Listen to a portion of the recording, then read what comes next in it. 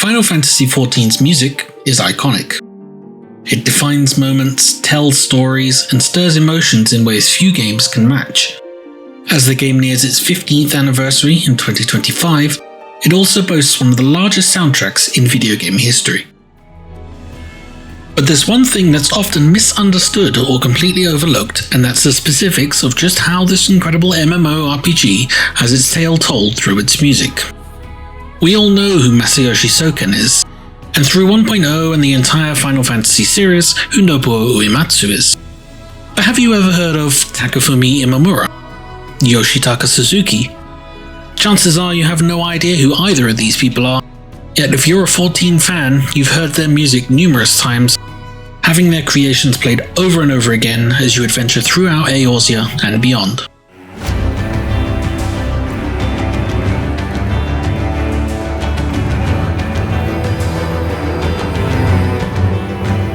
This is where many people misunderstand who Masayoshi Soken is, and what it means to be the lead composer and sound director.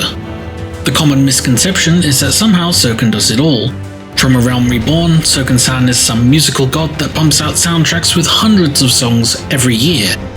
But this is where reality comes in. Soken is not alone. As you might have already noticed, throughout this video, any song being played will have its name permanently displayed in the corner of the screen, along with the arranger's name. Keep watching to understand the significance of this.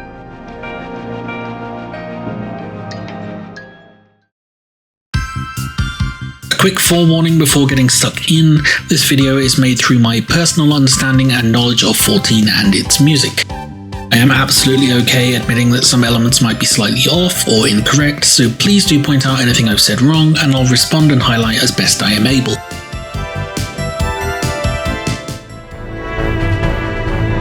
To get started, let's look at the specifics of who Masayoshi Soken is. Masayoshi Soken, by job title and credit, is the sound director and lead composer on Final Fantasy XIV and additionally Final Fantasy XVI. He has overarching control over the musical direction the game takes, and creates elements of the game, most notably the main themes of each expansion, as well as various familiar leitmotifs. From here, this is where the musical team behind Final Fantasy XIV comes into play. While Soken is the lead composer, this doesn't mean he is the sole individual making music for the game. To understand this, we now look at the following two roles: composer and arranger.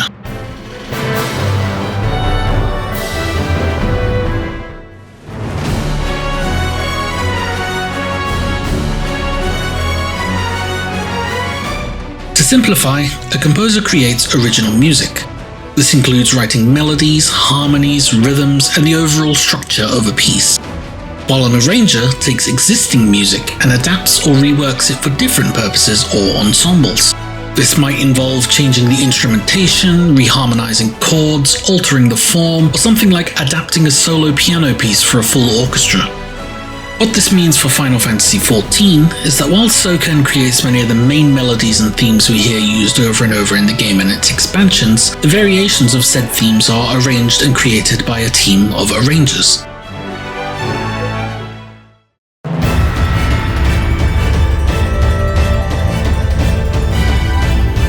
Let's look at a few examples, starting with a slight deviation to make the difference instantly understandable. The song playing now is the Shadowbringers version of Force Your Way, a song originally created for Final Fantasy VIII. This means the original melody was composed by Nobuo Uematsu, as is very commonly known. And in turn, this means the 14 version was arranged by someone else, in this case, Daiki Ishikawa. The specifics here being this is not a song created or even arranged by Masayoshi Soken.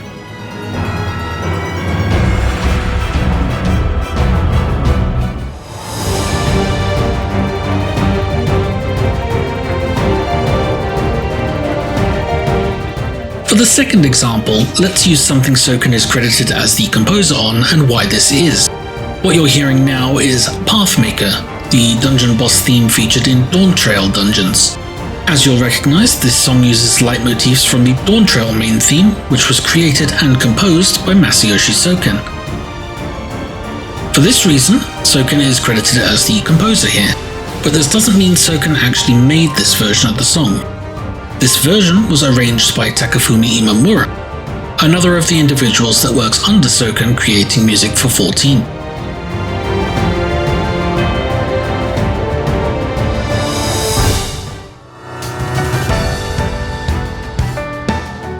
And this is ultimately where a lot of the misconception stems from.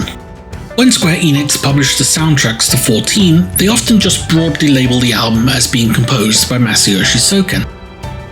And because of this, some people do just take it as gospel and credit Soken for the incredible themes we hear while playing. But as just shown, being the composer of a song doesn't mean it was necessarily created by that person. While Soken absolutely does make a good portion of the music himself, the vast majority is actually created by others.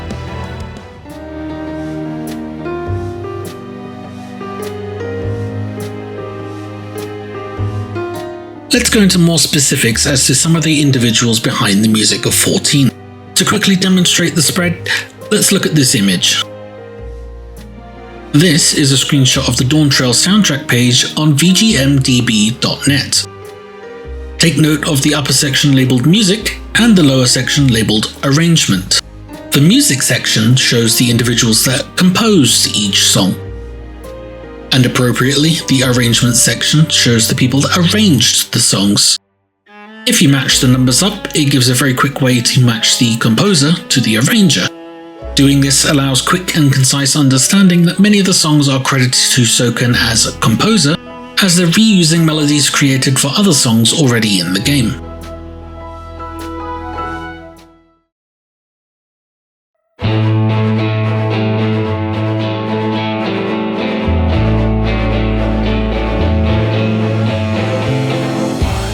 Let's start deep diving into some examples of how leitmotifs are reused when arranging music in 14. Let's listen to this. A song instantly familiar to anyone that enjoyed Shadowbringers. It's Shadowbringers.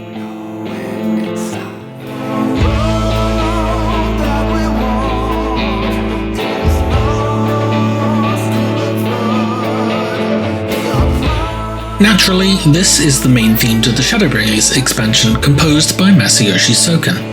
It is heard primarily in the trailers and promotional material for the game, and crops up occasionally during the expansion itself. It's the one melody that if you say to someone, think of Shadowbringers music, it's most likely going to pop into their head. Now, let's listen to how that same melody transforms when placed into a different context.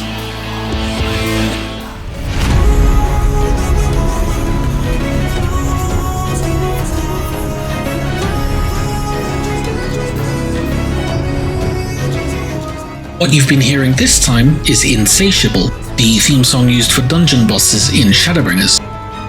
As is very clear, this song is a cinematic and action-focused arrangement of Shadowbringers, meant to get you pumped for the battle ahead. It's reusing those leitmotifs created by Soken, but is being rearranged for the dungeon by one of his arrangers, this time Ken Ito.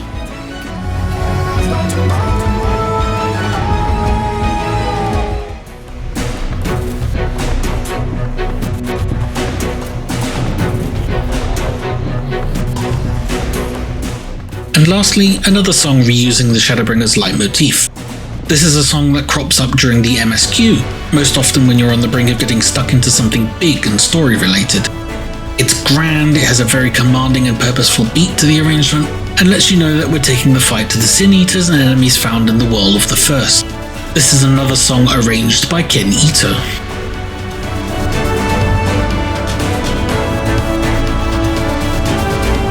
So even though the melody was born from Soken's original Shadowbringers theme, it's in these subtle variations that the real magic of FF14's music begins to take shape, and how we're fully immersed in the world we're adventuring in.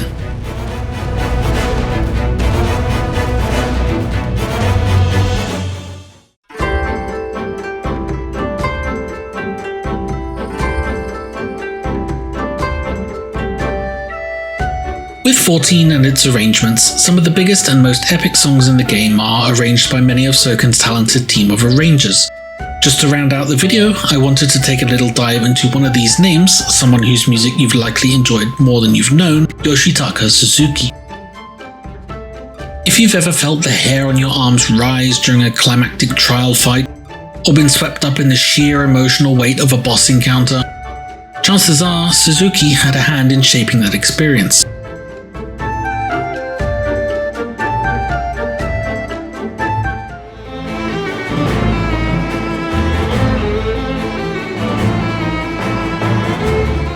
Let's start with The Reach of Darkness, Suzuki's arrangement of Nobuo Uematsu's iconic Cloud of Darkness theme from Final Fantasy XIII. What Uematsu originally composed as a retro final boss theme is now in 14 transformed by Suzuki into a dark cinematic epic dripping with menace and grandeur.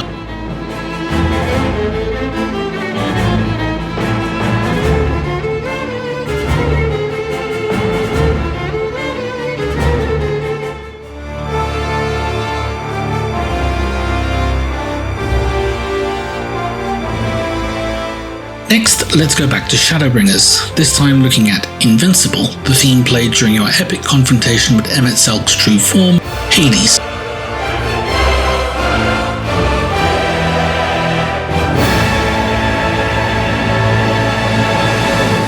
Invincible is an evolution of Soken's main theme, but it's Suzuki's arrangement that delivers the climactic operatic grandeur you'd expect for a final boss. It's haunting, majestic, and crushing all at once, a mix of finality and tragedy, fitting for a villain whose downfall is tied so closely to the expansion's core themes of despair and defiance.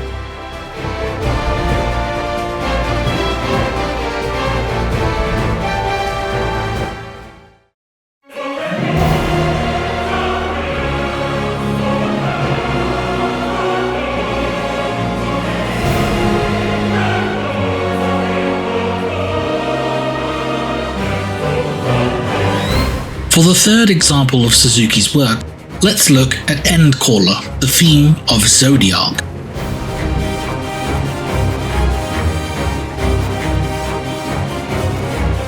Another song composed by Soken via his Footfalls main theme for Endwalker, this track had to embody the gravity of facing one of the game's most ancient and mysterious forces, and it's Yoshitaka Suzuki's arrangement that brings that scale to life.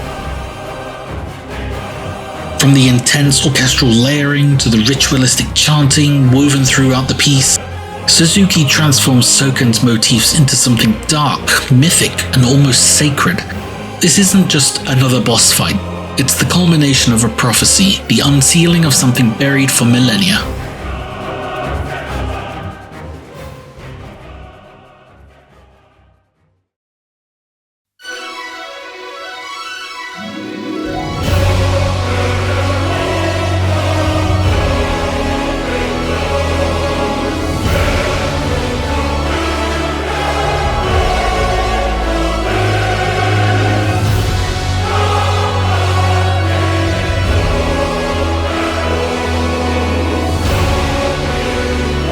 Lastly, let's look at another epic boss theme featured in Endwalker, The Final Day.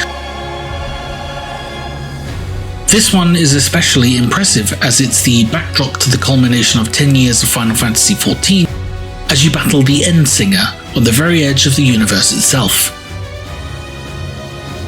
The song itself is pure embodiment of Final Fantasy XIV overall, as it's a medley of 4 different themes, one from each chapter of your story so far. We have Ultima from A Realm Reborn.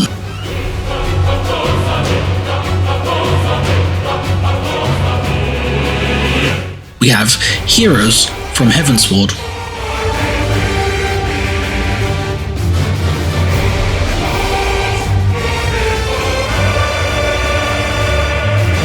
We have The Worm's Tale from Stormblood.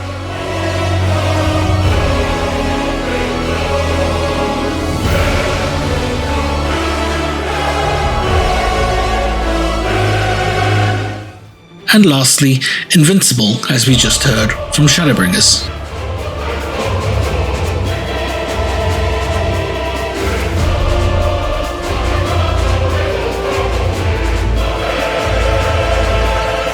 The Final Day is the perfect encapsulation of the entire story so far in musical form, as we put an end to the threat that has been unknowingly haunting us from the very first moment we stepped into Eorzea. And it's here that Suzuki does a phenomenal job of weaving these themes together and giving us the incredible auditory spectacle fitting of an encounter of this magnitude. Suzuki, like so many of the talented arrangers working under Soken, doesn't just remix melodies, he retells them.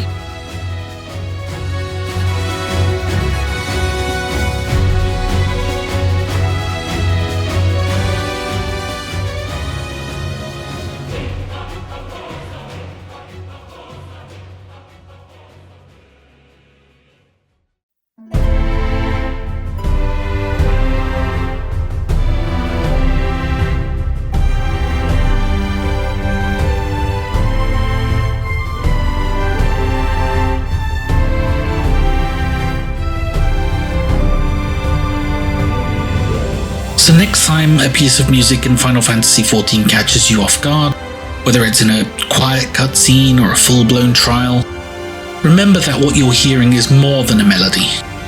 It's collaboration, it's storytelling. It's the result of countless creative voices working in harmony to shape the world of Eorzea.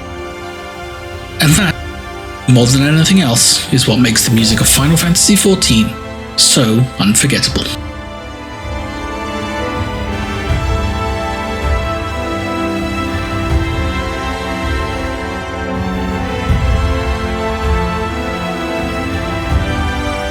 If you enjoyed this style of video, please do let me know, and again, any feedback and discussion is hugely appreciated. This is the first time I've done anything of the sort, and I wanted to do my part to shed light on something that's often unknown, so any and all feedback is absolutely incredible. Either way, thank you for watching, and if you're like me, here's to many more years of incredible Final Fantasy XIV music from these unsung heroes.